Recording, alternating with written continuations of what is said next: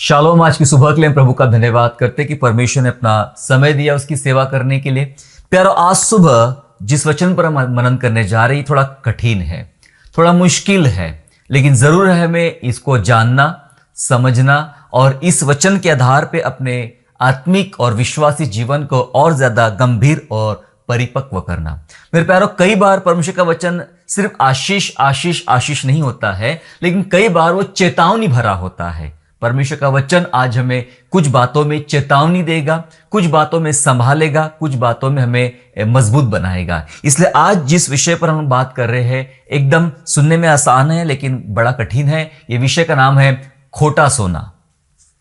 जी हाँ, नकली सोना या खोटा सोना इसको बोल सकते हैं हम लोग, इस विषय का नाम है। और ये शब्द मुझे बाइबल से ही मिला, ये वचन से ही मिला है। और इस वचन पर, इस विषय पर, परमेश्वर के वचन से हम बात करेंगे खोटे सोने के विषय में। एक फाल्स सोना यानी खोटा सोना क्या होता है, फाल्स गोल्ड क्या होता है, जिसके बारे में हम लोग बात करेंगे। कल्पना करें कि आपके पास बहुत समय से कोई सोना है, लंबे समय से 20 साल हो गया, 25 साल हो गया, आपके पास आपके पूर्वजों ने आपको दिया है, या चाहे आपका हो कि आपके पास बहुत लंबे समय से कोई सोना है और आप मन ही मन बड़े खुश होते रहते हो कि भाई मेरे पास तो इतना इतना सोना है, इतना इतना मेरे सोना मेरे पास जमा है और इतना सोना मुझे गिफ्ट आया था, इतना सब सोना है। और हाल ही में जब सोने के रेट जिस प्रकार से बढ़ रहे हैं तो बढ़ते हुए रेट को लेकर आप खुश भी, क्योंकि आपके पास ज्यादा सोना है, और दुखी वो है जो सोना नहीं खरीद पा रहे हैं बढ़ते हुए रेट को लेकर। तो आपके पास ज्यादा सोना है, आप खुश है कि भाई चलो अच्छा है, और ज्यादा बढ़े तो अच्छा है सोने के रेट, क्योंकि मेरे पास सोना रखा गया है, वो जितना ज्यादा रेट बढ़ेगा उतना मेरे लिए फायदा होगा। अचानक आपका भ्रम टूट जाता है जब आप सोने को खोलकर देखते हो और पता चलता है कि जिस सोने को आप पिछले 20 साल से पाल रहे थे ये सोचकर कि असली सोना है, और अंत में पता चला कि ये खोटा सोना है, ये नकली सोना है। और आपके सारे विचारों पर, आपके सारे चीजों पर पानी फेर गया, आपका भ्रम टूट गया, और आप जो सोचते थे कि मेरे पास इतना पैसा आएगा, ये फायदा होगा, वो फायदा हो गया, सब भ्रम टूट गया, क्योंकि सोना खोटा निकला, सोना नकली निकला। जी हां, ये बात मैं इसलिए आपको बता रहा हूं, ये कोई सांसारिक सोने को लेकर नहीं है, इस जैसे उदाहरण है समझाने के लिए, लेकिन इस बात का सीधा तात्पर्य हमारे आत्मिक जीवन के साथ जुड़ा हुआ है, विश्वासी जीवन के साथ जुड़ा हुआ है। जी हां, मसीही जीवन जो होता है बहुत कीमती है। एक बात याद रखिएगा, ये जो जीवन हमें मिला है मसीह के साथ चलने का, मसीह की शिक्षाओं पर आगे बढ़ने का, ये बहुत खास है, बहुत कीमती है और बहुत परिश्रम किया गया। ये जीवन हम तक पहुंचने के लिए हमारे यीशु मसीहा ने, उसके प्रेरितों ने, पवित्र आत्मा ने और कई मिशनरियों ने, नबियों ने बड़ा परिश्रम किया है यहां तक, ताकि हमें ऐसा जीवन मिल सके जो मसीह के वचन के अनुसार है। जी हां, मसीह जीवन खरे सोने जैसा है। यस, खरा सोना, शुद्ध सोना, मसीह जीवन खरे सोने जैसा है। और जिस प्रकार से आपने सोना बचा के रखा और अंत में आप सोचते हैं कि इसकी कीमत बढ़ जाए तो इसका मैं फायदा उठा लूं, वैसे ही इस खरे मसीह जीवन जो सोने के जैसा है, खरे सोने के जैसा है, इस खरे सोने को अंत में इसके मालिक को लौटाना पड़ेगा। हालेलुया। जो मसीह जीवन हम लोग जी रहे हैं, अंत में इसका मालिक आएगा, इस सच्चे मसीही जीवन का मालिक आएगा, और उस मालिक को ये सोना, ये सोने सही जीवन लौटाना पड़ेगा। जो उसने दिया है वो उसे लौटाना पड़ेगा। आपको जब तक दिया है तब तक इसका आनंद पालो, तब तक आप इस दिए हुए जीवन में मजा कर लो, आनंद उठा लो, शांति पालो, जो कुछ करना है कर लो। लेकिन एक याद रखे कि इस जीवन को एक खरे सोने जैसा है, सोना रख नहीं पाएंगे अपने पास, हमें सोना लौटाना पड़ेगा। हमें वो सोना का वाला जीवन, हमें मसीह को जो उसका मालिक है उससे लौटाना पड़ेगा, क्योंकि वो जो चाहता है जब मैं आऊंगा तो मुझे ये चाहिए, ये खरा सोने वाला जीवन मुझे चाहिए जब मैं आऊंगा। और हम देख रहे हैं कि यीशु मसीह का आगमन बहुत नजदीक आ चुका है, बहुत करीब आ चुका है। वो तो विश्वासियों को उठाकर ले जाएगा, अर्थात जो उसके नाम पर विश्वास करते हैं, उसके अनुसार जीवन जीते हैं, उन तमाम विश्वासी को यीशु मसीह अपने संग उठाकर बादलों पर ले जाएगा। लेकिन वो एक बात रखता है, बात को समझेंगे लूका रचित सुसमाचार अध्याय 18 में और वचन 8 में। Gospel of Luke chapter 18 and verse 8 इस प्रकार कहता है, मैं तुमसे कहता हूं वह तुरंत उनका न्याय चुकाएगा। सुनिए, तो भी मनुष्य का पुत्र जब आएगा तो क्या वह पृथ्वी पर विश्वास पाएगा? क्वेश्चन मार्क है यहां पर। जब मनुष्य का पुत्र यीशु नासरी इस पृथ्वी पर आएगा तब क्या वह विश्वास पाएगा? इसका मतलब यह है मेरे प्यारो कि जब परमेश्वर यीशु मसीहा आएगा, क्या लेने आएगा? वो जो उसने बोया है, जो बीज बोए हैं, जो तैयारी किया है, जो जीवन आपको दिया है, वो लेने आएगा और कहता है जब मैं आऊंगा तो विश्वास पाऊंगा क्या? यानी विश्वास का मतलब होता है वो जो खरा सोना आपके अंदर बोया था वो पाऊंगा क्या? कहीं ऐसा ना हो कि जो भ्रम हमें हो चुका था, शुरू के उदाहरण मैंने बताया कि 20 साल से आपने सोना बचा के रखा है, जब खोल के देखा तो पता चला ये तो नकली है। कहीं ऐसा भ्रमित तो हम नहीं करने वाले हमारे यीशु मसीहा को जब वो आएगा और वो सोचता है कि मेरे अच्छे विश्वासी है, अच्छे लोग हैं, अच्छे बच्चे हैं, और पता चले कि इसमें से कोई विश्वासी नहीं है। वचन कहता है जब मैं आऊंगा तो क्या मैं ऐसा खरा सोना पाऊंगा? जो खरा सोना मैंने तैयार किया हूं, उसके लिए अपना प्राण दिया, क्या मैं वो पाऊंगा? वो विश्वास की बातें मैं पाऊंगा? जी हां, वो हमें देना है, मालिक को लौटाना है। यही बात को लेकर मैं आज इस बातों को लेकर आपके सन्मुख आया हूं कि परमेश्वर क्या चाहता है कि ये सोना खोटा ना निकले, ये नकली सोना ना निकले, ये सोना सच्चा और खरा सोना निकले। आइए कुछ वचनों के साथ इस खोटे सोना क्या होता है जिसके बारे में हम समझने का प्रयास करेंगे और इसे समझने के लिए निकालेंगे lamentation chapter 4 and verse 1। Lamentation विलाप गीत 4 अध्याय और वचन पहला वचन ऐसा कहता है, सोना कैसे खोटा हो गया। सुनिएगा, यही वचन है वो। सोना कैसे खोटा हो गया, अत्यंत खरा सोना कैसे बदल गया है। पवित्र स्थान के पत्थर तो हर एक सड़क के सिरे पर फेंक दिए गए हैं। जी हां, वचन कहता है पवित्र स्थान के पत्थर हर एक सड़क के सिरे पर फेंक दिए गए हैं। सोना कैसे खोटा हो गया, खरा सोना, अत्यंत खरा सोना कैसे बदल गया। दरअसल यिर्मयाह नबी जो एक किताब लिख रहा है, ये विलाप गीत लिख रहा है, सो ये बात कर रहा है यरूशलेम की घेराबंदी के पहले की। बेबीलोन में जब यरूशलेम की घेराबंदी की गई, यरूशलेम गुलामी में चला गया, सो यरूशलेम की घेराबंदी से पहले की बात करता है यिर्मयाह। वो बीती महिमा की बात करता है, घेराबंदी में जाने से पहले की बात करता है। तब यरूशलेम की महिमा कैसी थी? एकदम खरे सोने के जैसी। यरूशलेम की महिमा एकदम खरे सोने के जैसी थी जब तक वह यरूशलेम घेराबंदी में नहीं गया था, मतलब गुलामी में नहीं गया था, तब तक उसकी चमक बड़ी खास थी। बीती महिमा की बात करता, कैसा था यरूशलेम? एकदम खरे सोने के जैसा। और जब वह गुलामी में गया, बंधुआई में गया, तब यिर्मयाह नबी ऐसा कहता है कि सोना कैसे खोटा हो गया। लिखा है सोना कैसे खोटा हो गया, या उसका रंग कैसे उतर गया, फीका हो गया उसका रंग, डल कैसे हो गया, कैसे नकली हो गया।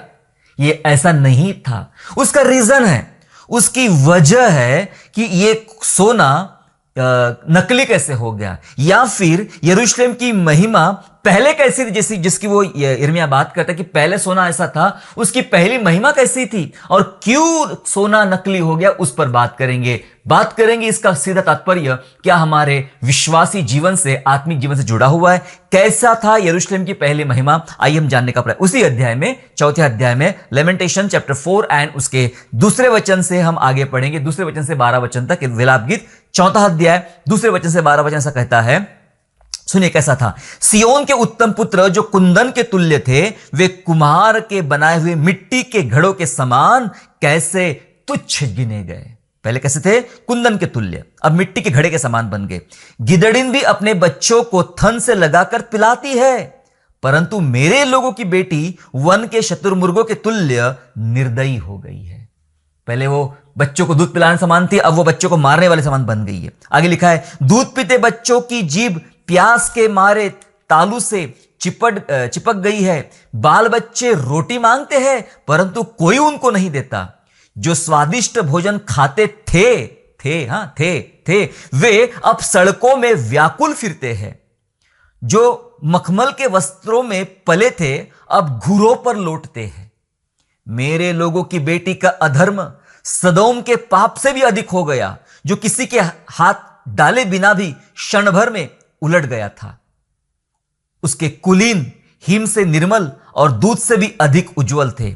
उसकी देह मूंगों से अधिक लाल और उसकी सुंदरता नीलमणि की सी थी, परंतु अब उनका रूप अंधकार से भी अधिक काला है। वे सड़कों में चिन्हे नहीं जाते। उनका चमड़ा हड्डियों से सड़ गया और लकड़ी के समान सूख गया है। तलवार के मारे वे, भूख के मारे वे से अधिक अच्छे थे, जिनका प्राण खेत की उपज बिना भूख के मारे सूखता जाता था। दयालु स्त्रियों ने अपने ही हाथों से अपने बच्चों को पकाया है। मेरे लोगों के विनाश के समय वे ही उनका आहार बन गए। यहोवा ने अपनी पूरी जलजलाहट प्रकट की। उसने अपना कोप बहुत ही भड़काया और सियोन में ऐसी आग लगाई जिससे उसकी नेव तक भस्म हो गई। पृथ्वी का कोई राजा या जगत का कोई वासी इसकी कभी प्रतीति नहीं कर सकता था कि द्रोही और शत्रु यरूशलेम के फाटकों के भीतर घुसने पाएंगे। ये जो बातें अभी हमने पढ़ा, ये रोंगटे खड़े करने वाली बातें हैं। ये यरूशलेम की बीती महिमा बता रहा है कि बीती महिमा कैसे थी, कैसे जीते थे लोग, कैसे आशीष में थे। उनके बदन पे मखमल के कपड़े होते थे, अब तो चमड़े के समान सिमट गए हैं, लकड़ी के जैसे। क्या खाना खाते थे, अब अपने बच्चों को पका के खाना पड़ रहा है। कोई देश का राजा या कोई वासी भी सोच नहीं सकता था कि कभी कोई यरूशलेम के फाटक के अंदर घुस भी सकता है। ऐसा कोई कल्पना भी नहीं कर सकता था। और देखो आज सोना कैसे खोटा हो गया है। मतलब ये बीती महिमा की बात करता है यिर्मयाह नबी कि ये सब कुछ इतना अच्छा था, लेकिन ये सब कुछ खत्म हो चुका है। ये सोना खरा सोना था, अब ये नकली सोना हो गया है, खराब हो गया है और इसकी महिमा जाती रही है। रीजन क्या कारण है कि ये सोने समान चमकने वाला यरूशलेम, जहां खाने पीने की अच्छी व्यवस्था थी, जहां सुख था, आशीषें थी, समृद्धि थी, बड़े सुख साधन थे, संसाधन थे, लेकिन आज वे बंधुआई में चले गए, गुलामी में चले गए। इसलिए वो कहता है कि अत्यंत खरा सोना कैसे नकली निकल गया, कैसे फीका हो गया। कारण ये एक है मेरे प्यारों, और कारण ये है कि यरूशलेम के लोगों का अनाज्ञाकारिता और पाप, यरूशलेम के याजकों का और नबियों का पाप।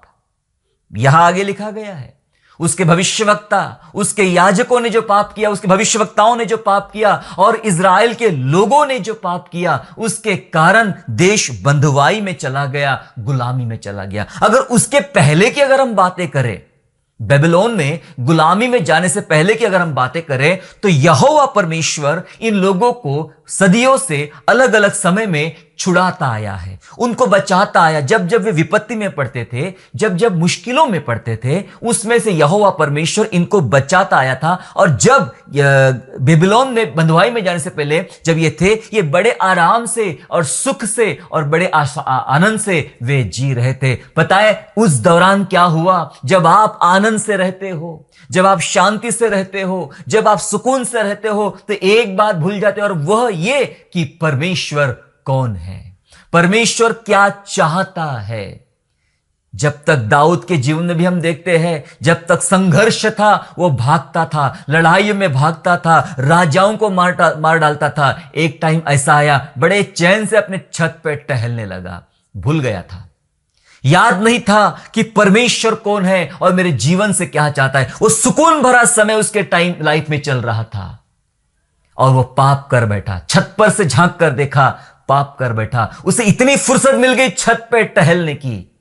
मैं आपसे कहना चाहता हूं, व्यस्त हो जाए प्रभु के लिए, व्यस्त हो जाए प्रभु के काम के लिए। कई बार यह सुकून पाप में डाल देता है। इजरायली सुकून में थे, आनंद में थे, और ये पाप कर बैठे।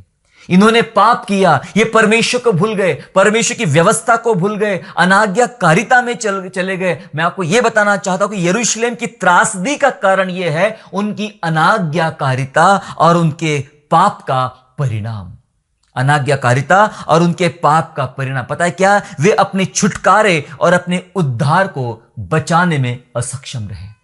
जो परमेश्वर ने कभी उनका छुटकारा किया था, जिस परमेश्वर ने कभी उनका उद्धार किया था, उस उद्धार और उस छुटकारे को बचाने में वे असक्षम रहे। और इस कारण जो कभी असली सोने समान दिखता था, अब वो खोटा सोना हो गया है, नकली हो गया है, जिसके बारे में कभी कोई कल्पना नहीं की जा सकती थी कि कभी कोई यरूशलेम के फाटक के अंदर भी प्रवेश कर सकता है। कभी किसी को ऐसा खबर नहीं थी, कोई सोच भी नहीं सकता था। इतिहास गवाह है यरूशलेम का, जितनों ने आक्रमण किया परमेश्वर ने उनको मुंह के बल गिरा दिया। इतिहास गवाह है इस बात का। कोई सोच भी नहीं सकता था सपने में भी कि यरूशलेम की गति कभी ऐसी हो सकती करके। वजह बता रहा हूं मैं प्यारो, वजह यह है कि वो अपने उद्धार और अपने बचाव को, छुटकारे को पकड़ने में या बचाने में असक्षम रहे। पता है ये सिचुएशन आज के नए विश्वासियों की है, यही सिचुएशन आज के उन पुराने विश्वासियों की भी है, यही स्थिति उन क्रिश्चियन लोगों की भी है जो ये कहते हैं हम तो सदियों से क्रिश्चियन हैं, हम 5 पीढ़ियां हो गए हैं, हम 8 पीढ़ियां हो गए हैं और अभी उन्हें कोई डर नहीं लगता परमेश्वर का। समझ रहे आप? अभी कोई डर नहीं है परमेश्वर का। ऐसा लगता है कि सब कुछ हमारा है, हमारे बाप दादा की खेती है स्वर्ग में, कुछ भी हम कर सकते हैं और हमें कोई रोक नहीं सकता और हमें यहां से कोई वंचित नहीं कर सकता। उन्हें एक प्रकार का नशा सा चढ़ गया है, एक घमंड सा चढ़ गया है। नए विश्वासी जो आ रहे हैं उन्हें यह लग रहा है कि यीशु मसीह के पास जाने से सिर्फ चंगाइयां मिलती है और लोग चंगाई के नाम पर बड़ी भीड़ इकट्ठा कर लेते हैं और भीड़ की भीड़ सिर्फ चंगाइयां और चंगाइयां प्राप्त करे। क्या यीशु चंगा नहीं करना चाहता है? बिल्कुल करना चाहता है। चंगाई बच्चों की रोटी है, वो चंगा करना चाहता है, पर लोग केवल चंगाई के नाम से भीड़ इकट्ठा करते हैं और लोग केवल चंगाई के लिए ही जाते हैं। कई सारे नए विश्वासी मिलता हूं मैं और उनका यह कहना होता है जब से हम यीशु के पास गए ना, सब घर में अच्छा रहता है, घर में शांति रहती है, पैसा अच्छा आता है, सुख अच्छा मिलता है, चंगाई अच्छी मिलती है, जब भी बीमार पड़ते हैं तो हम प्रार्थना कर लेते हैं तो ठीक हो जाता है, ये समस्या हल होती है, वो समस्या हल होती है। क्या समझ के रखा है प्रभु यीशु मसीह को कोई एक प्रकार का डॉक्टर जो यही इलाज करते रहता है?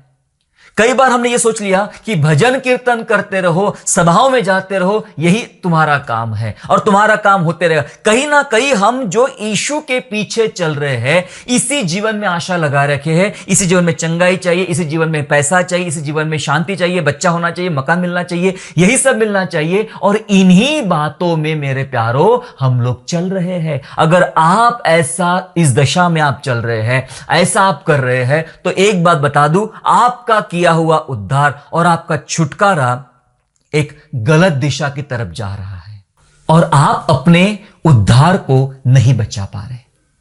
जो छुटकारा, जो उद्धार परमेश्वर ने आपको दिया है, उसको आप नहीं बचा पा रहे हो।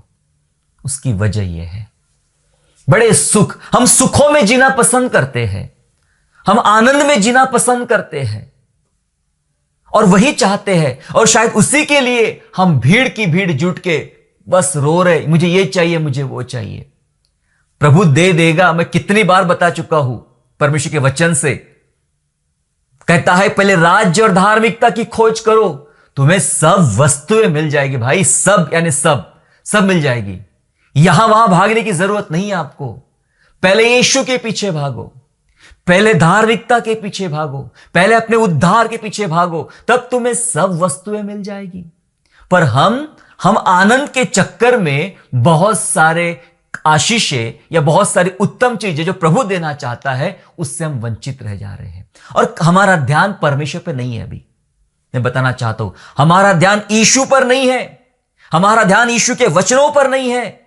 मैं कई सभाओं में जाता हूं, सवाल रखता हूं, जब वचनों से बात करता हूं तो लोगों को वचनों का जवाब नहीं आता है। किसी का कुछ उदाहरण पूछ लूं तो उसका उत्तर नहीं मिलता। पिछली मीटिंग में एक जगह गया मैं और वहां मैंने पूछा कि यूसुफ के बेटे बाप का नाम क्या था, तो कोई नहीं बता पाया। इतनी सिंपल बात, यूसुफ के पिता का नाम कोई नहीं बता पाया और वो बरसों से विश्वासी है। मैं ये बताना चाहता हूं, ये परिस्थितियां, हमारा ध्यान यीशु पर नहीं है। अभी हमारा ध्यान परमेश्वर पर नहीं है। हमारा ध्यान उस एलीशा के उस सेवक के समान है जिसका ध्यान केवल पैसों पे था।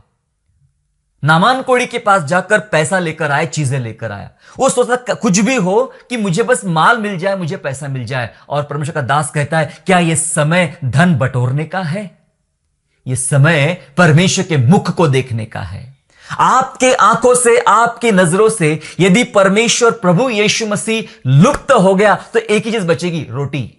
हम रोटी के लिए जीते हैं, जबकि बाइबल बोलती है प्रतिदिन की रोटी मैं तुम्हें खिलाऊंगा। हमारा ध्यान रोटी पर हो जाता है। शायद यरूशलेम वासी जो सुख से खाते थे, बढ़िया पहनते थे, बढ़िया रहते थे, आनंद से रहते थे, उनकी नजर चीजों पर लग गई और ध्यान हट गया यीशु के ऊपर से। प्यारो, नजर हटी, दुर्घटना घटी। यीशु से नजर हट जाएंगी तो यही होगा। और वे लोग खोटा सोना बन गए। हो सकता है आज आपके ऊपर परमेश्वर की बहुत योजनाएं हैं या बहुत उम्मीदें हैं। यह मेरा खरा सोना है, ये मेरा खरा सोना है। पता है किसके सामने प्रभु ने बोला था ये मेरा खरा सोना है? शैतान के सामने अय्यूब के बारे में बोला, ये मेरा खरा सोना है, ये मेरे खिलाफ नहीं जा सकता है। कुछ भी करके देख ले, वो मेरे खिलाफ नहीं जा सकता, ये मेरा खरा सोना है। उसने मूसा के विषय में कहा, ये मेरा खरा सोना है, इसके जैसा नम्रदास पूरी पृथ्वी भर में नहीं है, ये मेरा खरा सोना है। उसने अपने पुत्र यीशु के बारे में बोला, ये मेरा खरा सोना है, मेरा प्रिय पुत्र है। शायद यही कल्पना आपके और मेरे विषय में वो करता है कि ये मेरा खरा सोना है, ये मेरी बेटी मेरा खरा सोना है, ये मेरा बेटा खरा सोना है। लेकिन ये खरे सोने का ध्यान यीशु से हट गया तो ये खोटा सोना बन जाएगा, उम्मीदों पर पानी फिर जाएगा। इसलिए मैंने कहा कि ये लोग अपने छुटकारे और उद्धार को बचाने में असक्षम रहे, इसलिए ये खोटा सोना बन गए। मैं आपसे कहना चाहता हूं, ये मसीहत नहीं है मेरे प्यारो कि सभाओं में चले जाओ, भजन कीर्तन कर लो, आराधना कर लो, घर चले जाओ, गाना गा लो, ये कर लो, वो कर लो। ये मसीहत नहीं है। मसीहत तो ये है कि यीशु ने जो वचन सिखाया है, वचन को अंदर लेना है और वचन के अनुसार चलना है। ना दाएं देखना है, ना बाएं देखना है, सिर्फ नजर यीशु के ऊपर होना चाहिए, तो आप सीधे चलते रहेंगे। हालेलुया।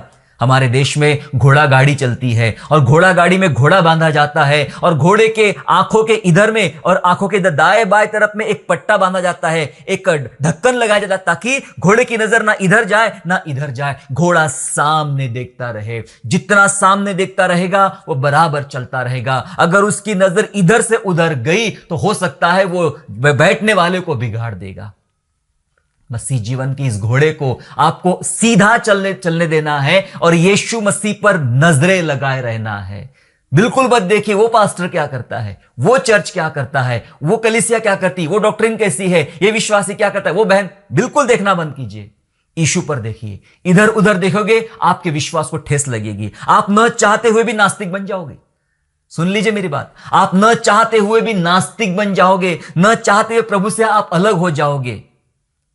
इसलिए अपने आप को जो परमेश्वर ने उद्धार दिया है, जो छुटकारा दिया है, उससे ठाम रूप से बांधे रहिए, पकड़े रहिए, थामे रहिए। अगर हम अपने छुटकारे में ना बने रहे, सुनिए खास बात, अगर हम अपने छुटकारे में ना बने रहे तो हमारी हालत ज्यादा खराब हो सकती है, जैसे यरूशलेम वासियों की हुई और वे असली सोना नकली बन गया। देखिए परमेश्वर का वचन क्या बोलता है। परमेश्वर का वचन मत्ती रचित सुसमाचार और उसके अध्याय 12 और वचन 43 से लेकर 45 तक, gospel of Matthew chapter 12 and verse 43 to 45 ऐसा कहता है, जब अशुद्ध आत्मा मनुष्य में से निकल जाती है तो सुखी जगहों में विश्राम ढूंढती है और पाती नहीं, तब कहती है कि मैं अपने उसी घर में जहां से निकली थी लौट जाऊंगी, और आकर उसे सुना झाड़ा बुहारा और सजा सजाया पाती है। तब वह जाकर अपने से और बुरी 7 आत्माओं को अपने साथ ले आती है और वे उसमें बैठकर वास करती है, और उस मनुष्य की पिछली दशा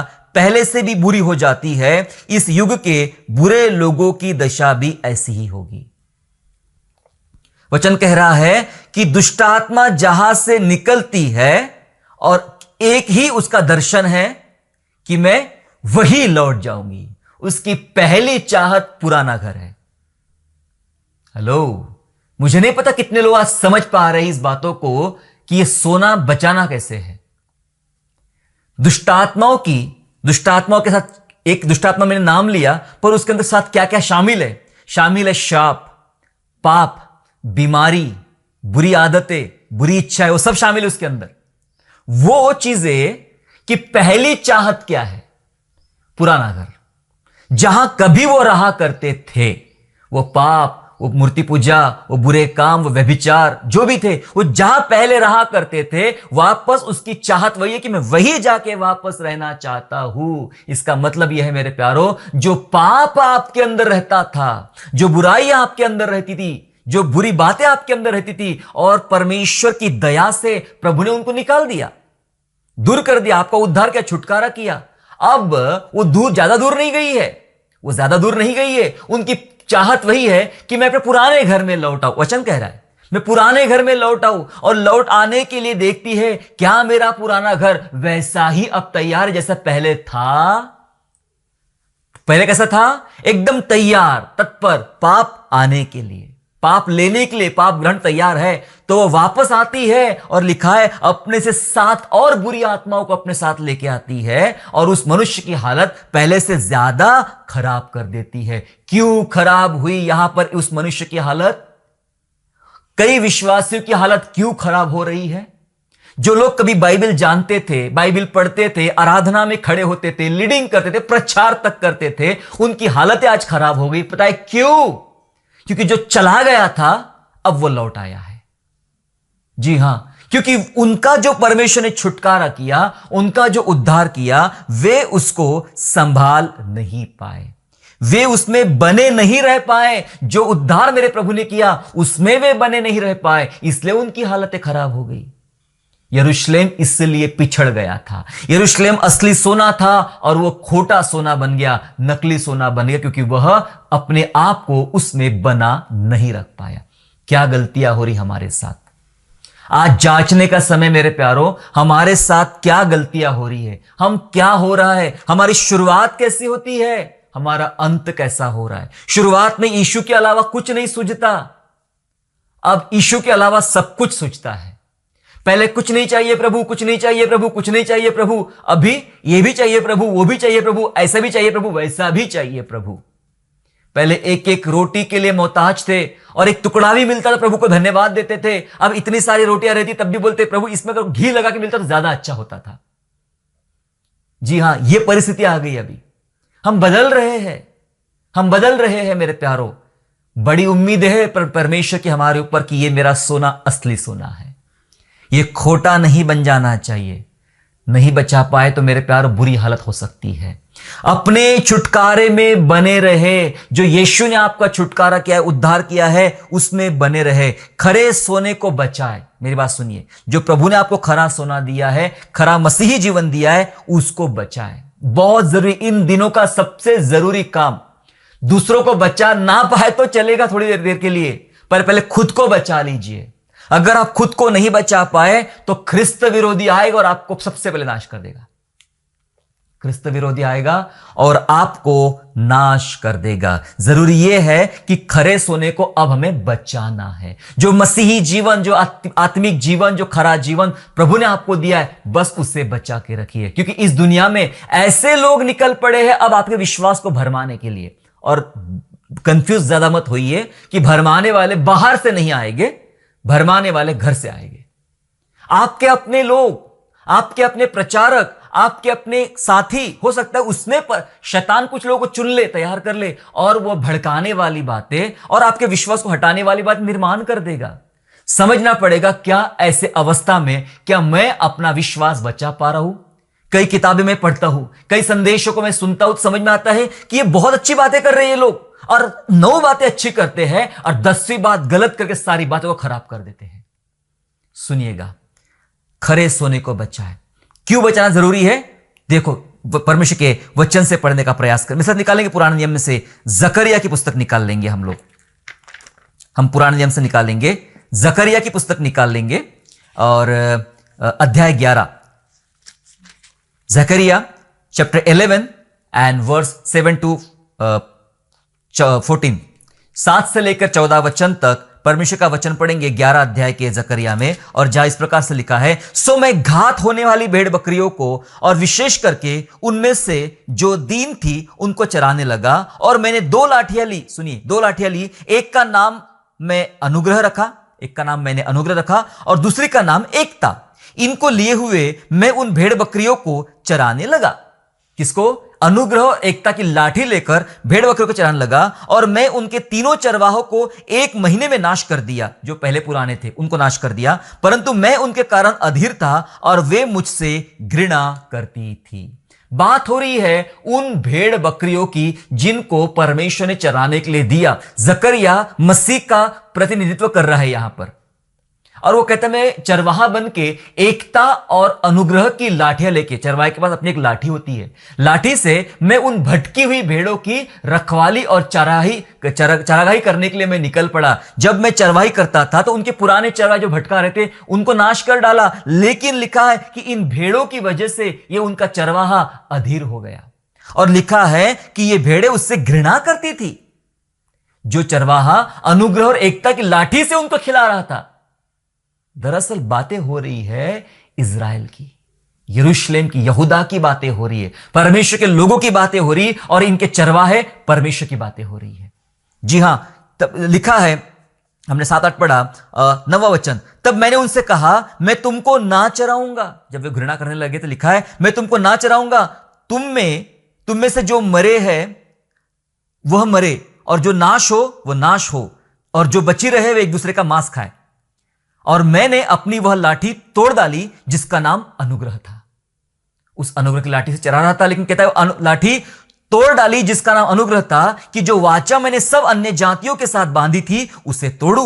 और वह उसी दिन तोड़ी गई, और इससे दीन भेड़ बकरियां जो मुझे ताकती थी उन्होंने जान लिया कि यह यहोवा का वचन है।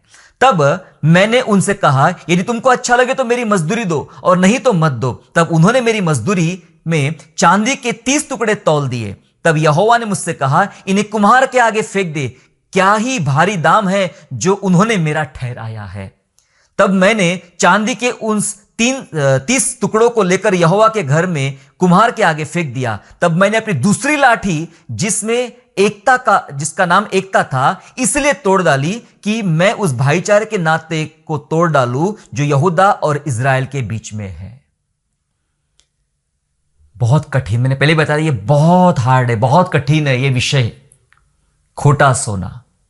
पहले बात करता है कि उन भेड़ बकरी यानी उस इज़राइल की चरवाही करूंगा, और अनुग्रह और एकता के साथ, अनुग्रह एकता की लाठी के साथ। और जब वह करने लगा तब वो घृणा करने लगी भेड़े, ऐसा लिखा है। तब उनको नाश होने के लिए छोड़ दिया, और बाइबल कह रही है कि उस चरवाहे ने अपने अनुग्रह की लाठी तोड़ डाली, उस चरवाहे ने अपने एकता की लाठी तोड़ डाली। लेकिन एक बात और है उसमें, लिखा है जो दीन भेड़ बकरियां थी वो मुझे ताकती रही, दीन भेड़ बकरियां ताकती रही, और वो उस बात को जान लिया कि ये यहोवा का वचन है।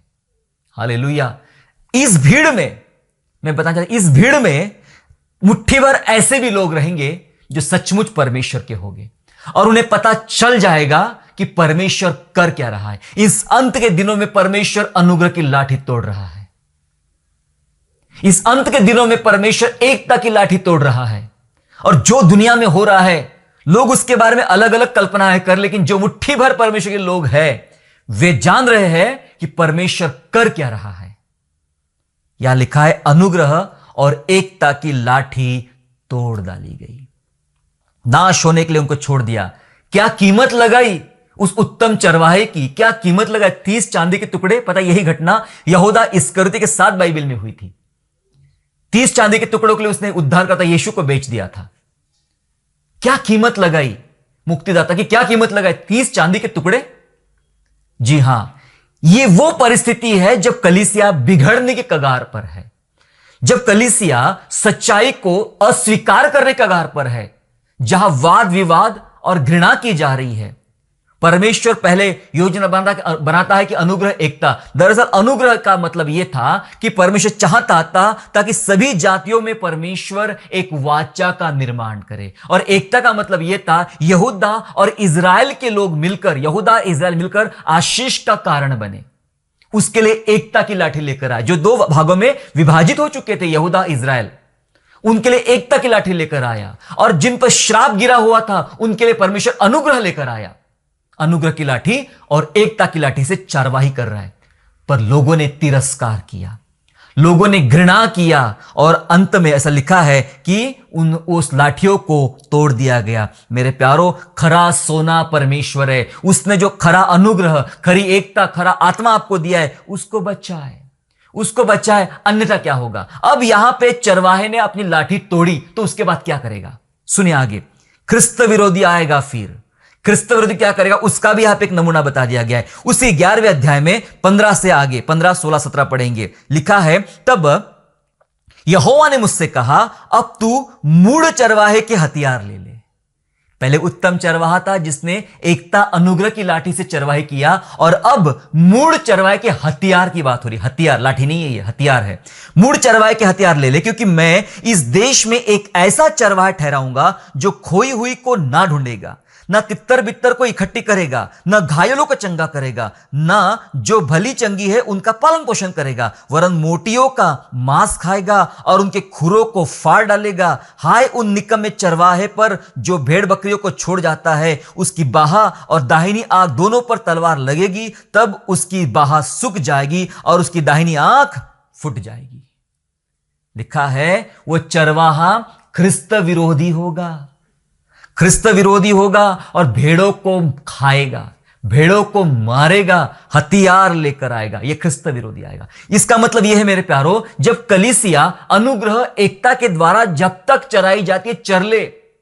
यदि वह घृणा करना शुरू कर दे अपने उत्तम चरवाहे यीशु मसीह से, तो वे कहां सौंपी जाएगी, ख्रिस्त विरोधियों के हाथ में। और यही वजह है कि बहुत सारे ख्रिस्त विरोधी दुनिया में निकल पड़े हैं, क्योंकि उनको यह पता चल गया है कि अब बहुत सी भेड़ बकरियां हैं जो अपने खाते में आने वाली है, और वे उनका नाश करने के लिए, उनको खाने के लिए अब वे निकल पड़े। वजह बताया मैंने प्यारो, वजह यह बताया, अगर ये खरा सोना जो प्रभु ने आपको दिया है, इसको बचा लीजिए, इसको बचा लीजिए। अगर इसको आप नहीं बचा पाए तो नाश करने वाला ख्रिस्त विरोधी आएगा और आपको नाश कर डालेगा। तो ऐसे सिचुएशन में क्या करना है, ऐसी परिस्थिति में क्या करना है, जो खरा सोना परमेश्वर ने बनाया है और ये खोटा ना बन जाए, ये गलत दिशा में ना चले जाए। तो ऐसी अवस्था में अंतिम दिनों की कलीसिया ने क्या करना चाहिए पता है, जैसे लोहे को लोहा काटता है, वैसे ही सोने को सोना चमकाएगा। अब वह घड़ी आ चुकी है कि असली सोने के पास हमें जाना है, असली सोने की मदद मांगना है। और असली सोना जो स्वयं प्रभु यीशु मसीह है, उस सोने से इस सोने में अंदर एक चमक लाना है, इस सोने के अंदर एक चमक लाना है। पढ़े क्या लिखा है परमेश्वर के वचन में। परमेश्वर के वचन रेवलेशन चैप्टर 3 एंड वर्स 18, प्रकाशित वाक्य 3 अध्याय और 18 वचन में ऐसा लिखा है, इसीलिए मैं तुझे सम्मति देता हूं कि आग में ताया हुआ सोना मुझसे मोल ले। आग में ताया हुआ सोना मुझसे मोल ले कि धनी हो जाए, और श्वेत वस्त्र ले ले कि पहनकर तुझे अपने नंगेपन की लज्जा ना हो, और अपनी आंखों में लगाने के लिए सुरमा ले कि तू देखने लगे। क्या कर तुझे अगर असली सोना बनना है, तुझे नकली सोना नहीं बनना है, सोना खोटा होने से बचा, तो क्या कर, आग में ताया हुआ सोना ले ले। और स्वयं यीशु मसीह है वो सोना, वो सोना स्वयं यीशु मसीह है। ये सोने की चमक में जो जा रही है, ये सोना नकली होता चला जा रहा है, आपके जीवन में खोटा होता चला जा रहा है। कुछ मत कीजिए, घोड़े के समान इधर देखना नहीं, इधर भी देखना नहीं, सीधा यीशु की तरफ देखिए, सीधा यीशु की तरफ देखिए, और उसके पास जाके कहे, प्रभु जी मुझे असली सोना दीजिए, आप है असली सोना। असली सोने का स्पर्श कीजिए अपने इस नकली सोने को भी। अगर आज नकली हो भी गया तो कोई वांदा नहीं, असली सोने से इस नकली सोने को स्पर्श कीजिए। उसके स्पर्श करते मुर्दा जिंदा हो गया, उसके स्पर्श करते 18 साल की कुबड़ी ठीक हो गई। तो उसके स्पर्श करते ये नकली सोना क्या असली नहीं होगा? प्रभु से कहे, प्रभु आइए मुझे स्पर्श कीजिए और इस मेरे नकली सोने को असली सोना बना। क्योंकि लिखा है वचन में, मुझसे आग में ताया हुआ सोना ले ले। यही सोना होगा जो आपको असली बनाएगा। सोने को असली बनाने वाला, सोने के अंदर असली चमक लाने वाला दूसरा कोई धातु नहीं होगा, केवल सोना होगा। सोना ही सोने को चमकाएगा। यीशु नाम का सोना आपके विश्वासी नाम के सोने को चमकाने वाला है। हालेलुया। सो मेरे प्यारो, सोना खोटा नहीं होना चाहिए। खोटा सोने होने से अपने आप को बचाए। यीशु कहता मैं आऊंगा तो क्या तुम्हारे अंदर वो खरा सोना यानी वो विश्वास में पाऊंगा? क्या आप यरूशलेम के समान नकलीता की तरफ आगे बढ़ रहे हैं? आपकी नजरें क्या यीशु से हट चुकी है? कहीं और आप देखने लग गए हो? बाइबल के अनुसार जो हमने विलाप गीत में पढ़ा था कि क्या पहले महिमा थी बंधुआई में जाने से पहले यरूशलेम की, वो महिमा चली गई। इसलिए सोना जो कभी भी नकली नहीं हो सकता था, अब ये खोटा हो चुका है, नकली हो चुका है।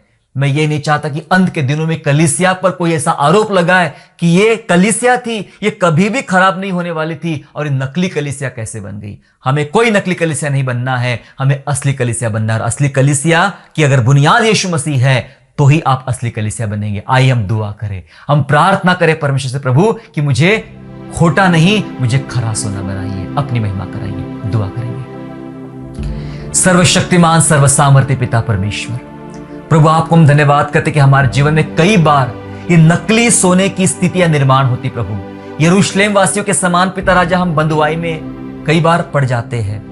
हम भूल जाते हैं कि प्रभु हमारा सब कुछ है, हम प्रभु पर हमारी नजरें नहीं होती है। हम संसार की बहुत सारी व्यर्थ बातों पर नजरें लगाते प्रभु और सोचते ये मेरा सब कुछ है, और इसी कारण कभी ये असली हुआ करने वाला सोना अब नकली हो जाता है, खोटा बन जाता है। प्रभु हमें बचा ताकि हम सीधे रास्ते पे चले, यीशु को देखें। प्रभु जी आपसे विनती करते ईश्वर राजा, प्रभु आप हमें अभी भी एकता और अनुग्रह की लाठी से आप चरा रहे हैं। प्रभु धन्यवाद कि हमें अनुग्रह की लाठी में आपने रखा है, एकता की लाठी में रखा है। हमें वही ब्लेसिंग दे पिता परमेश्वर। प्रभु ये लाठियां ना तोड़िए, प्रभु ये लाठियां ना तोड़ी राजेश। हम जान रहे कि लाठियां तोड़ी गई, इस कारण इजराइल बंधुआई में आ गए, ख्रिस्त विरोधी तैयार हो गया और ख्रिस्त विरोधी कई भेड़ों को काट खाने पर है। प्रभु जी आज मैं देख रहा हूं कई कलीसिया, कई विश्वासी शैतान के हाथ में पड़ने पर है, शैतान उन्हें काट खाने पर है। प्रभु लेकिन आपसे विनती करते हैं प्रभु, फिर एक बार अपने अनुग्रह की लाठी से प्रभु हमें चराइए ना। प्रभु फिर एक बार अपने एकता की लाठी से हमें चराइए ना पिता परमेश्वर।